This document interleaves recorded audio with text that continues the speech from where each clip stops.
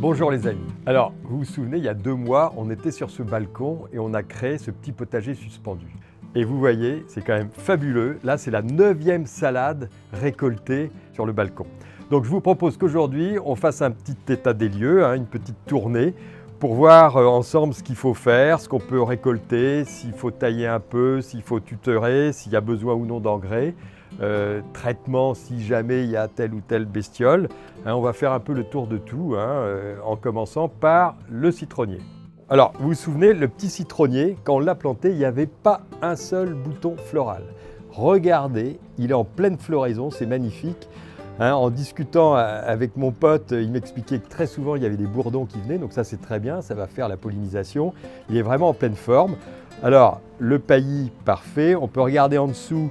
On voit que c'est un petit peu humide, c'est exactement ce qu'il faut parce que les agrumes aiment l'humidité, ça aime le soleil mais aussi l'humidité, donc là c'est parfait. Les feuilles ont une belle teinte, vraiment là il est impeccable et s'il y a un citron à chaque fleur, je vais te dire, vous allez pouvoir faire du limoncello. Alors maintenant on va passer à la prochaine jardinière et là on est sur les radis. Alors au niveau des radis, il y a eu déjà 3 récoltes de radis. Et là, c'est vraiment le moment idéal pour en faire une 4e. Ils sont beaux. En plus, le semis a été bien fait, pas trop serré du tout, parce que quand c'est serré, c'est des tout petits radis qui sont comme des allumettes. Là, alors, ils sont très magnifiques. Très beaux, je veux dire. Regardez, hop. Alors, bien sûr, on essaye de choisir les plus gros pour laisser les petits. S'il y a un peu de terreau, toc. Mais les feuilles aussi, on peut en faire du potage, c'est très bon. Là, par exemple, c'est le cas typique. Là, on peut regarder, vous voyez. Là, ils sont un peu serrés. Mais ils sont très beaux, je vais retirer celui du milieu. C'est logique, comme ça les 2 autres vont pousser beaucoup mieux. Et là, au fur et à mesure, ça va libérer la jardinière et on peut très bien refaire un semis à côté, alors très léger semis pour pas qu'il soit trop serré.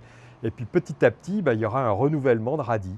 Une jardinière comme ça, vous pouvez voir, je vous dis, là on est à la 4e botte de radis, c'est quand même sympa. Donc là, on est sur un autre bac. Alors là, il n'y a que des fraisiers.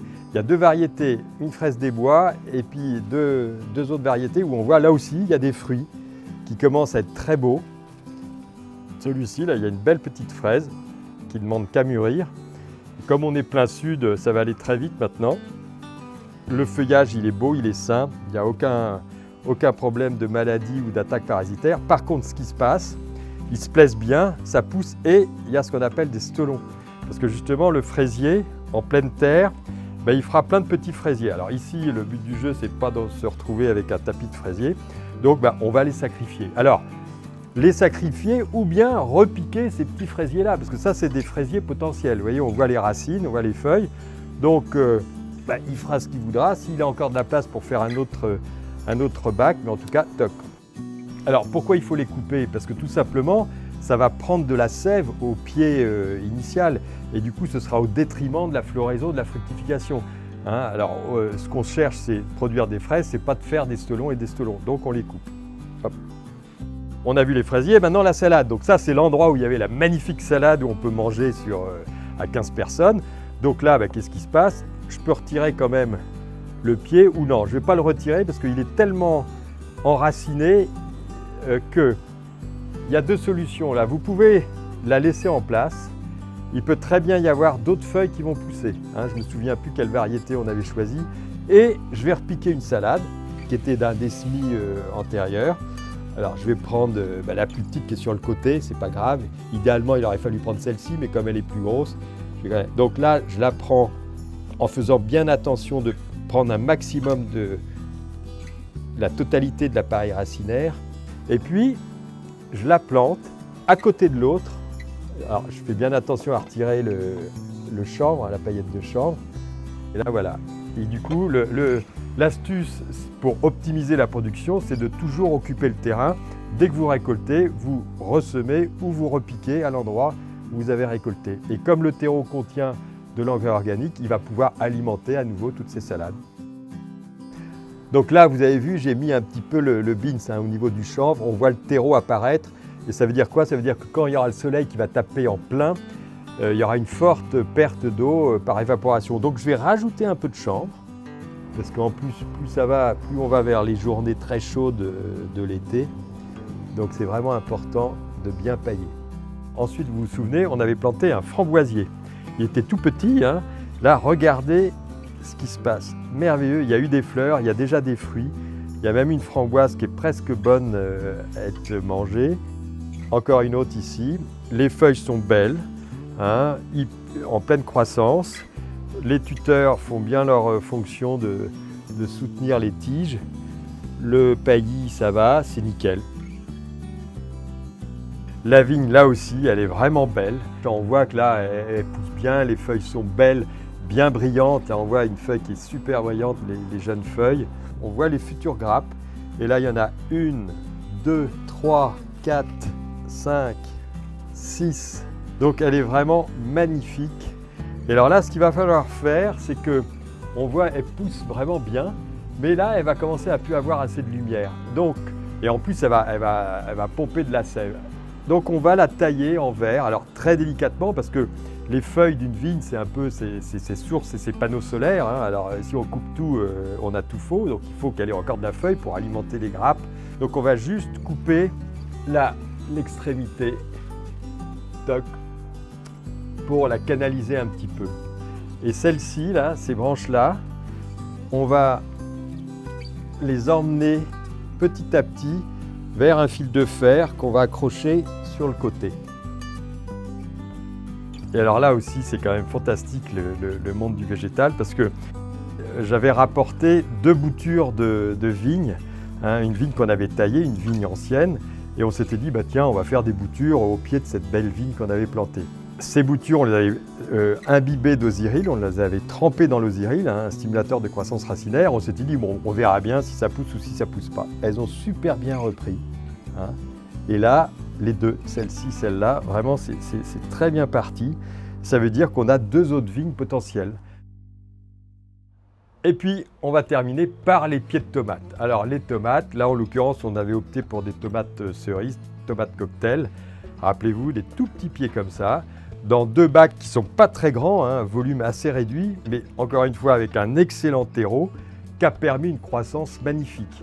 Alors là, il a eu la main un petit peu lourde au niveau de la taille au pied, mais bon, c'est pas grave. Regardez, le feuillage superbe, bien vert, ça pousse, ça pousse, ça pousse. On n'a pas du tout taillé, on a pris l'option de garder les gourmands. D'ailleurs, pour les tomates cerises, il ne faut pas tailler. On a déjà des grappes. Toc. Et là, vraiment, là aussi, ils sont superbes, en pleine forme. Et justement, comme on est au 5e étage, il y a quand même un peu de vent. Là, je pense que c'est important, hein, on voit le vent, de rajouter 2 tuteurs à chaque pot pour pouvoir bien encadrer les pieds de tomates. Parce que de plus en plus, ils vont devenir fragiles de par les fruits qui vont se former. Il va y avoir du poids en tête. Donc là, on enfonce les pieds le plus proche possible du pot pour le moins possible abîmer les racines, bien au fond.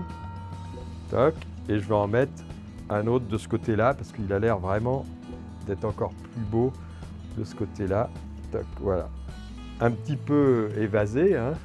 Bon, alors au début, il n'y a pas forcément besoin de les accrocher, mais au fur et à mesure de la croissance des différentes tiges, on pourra à nouveau les accrocher délicatement en laissant toujours du jeu pour que la tige ne soit pas comme avec un garrot, hein. Il faut toujours que ça circule bien la sève, surtout pas.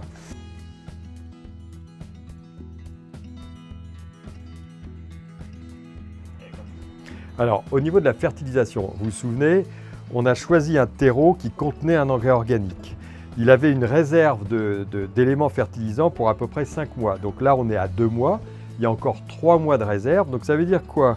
Ça veut dire qu'en septembre, on arrivera vers la fin des ressources nutritionnelles de ce terreau-là. Donc en septembre, tout simplement, il faudra rajouter, avec un engrais liquide, hein, un engrais liquide organique, rajouter un peu d'azote, phosphore, potasse, hein, d'éléments fertilisants pour continuer la floraison et surtout la fructification. Parce qu'un plant de tomates comme ça, il peut vous donner des tomates jusqu'en fin octobre. Mais donc, il faudra quand même l'alimenter parce que s'il fructifie, il faut qu'il ait à trouver de la nourriture dans le terreau.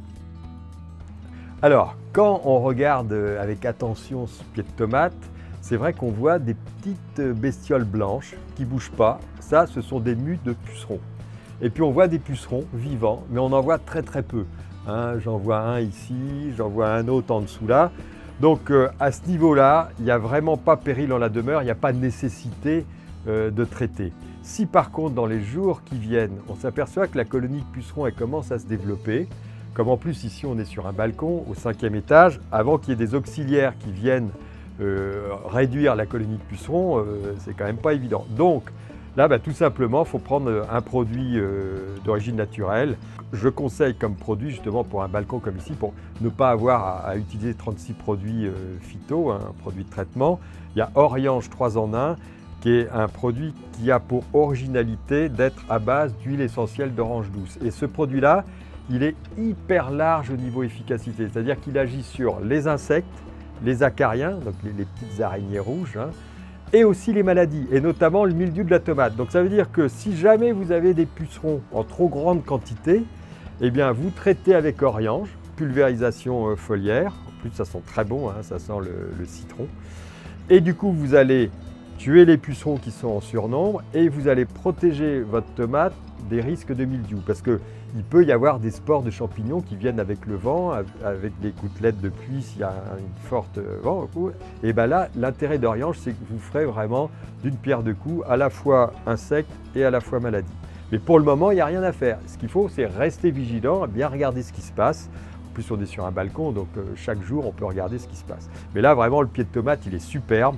Il y a des belles grappes de tomates et là, c'est des belles récoltes en perspective. Dans le tuto précédent, on parlait de kilos et là, sincèrement, honnêtement, entre les tomates, la vigne, les framboises, les fraisiers, déjà les salades, les radis, ça va être réellement des kilos de fruits et de légumes qu'on va obtenir sur un balcon qui n'est pas, c'est pas un terrain de football. Donc c'est quand même fabuleux. Tout ça avec quelques bacs. Il y aurait encore de la place. Il y a toute une partie du balcon qui est encore libre. Même entre les balconnières, on pourrait imaginer d'en remettre d'autres. Et du coup, on double. On pourrait vraiment doubler encore la quantité de production. Voilà, comme quoi le balcon, c'est aussi un lieu de jardinage. Donc allez-y, tentez votre chance. Sur un balcon, il n'y a pas que des fleurs. On peut faire aussi une production de fruits et de légumes. Allez, salut les amis, à la prochaine.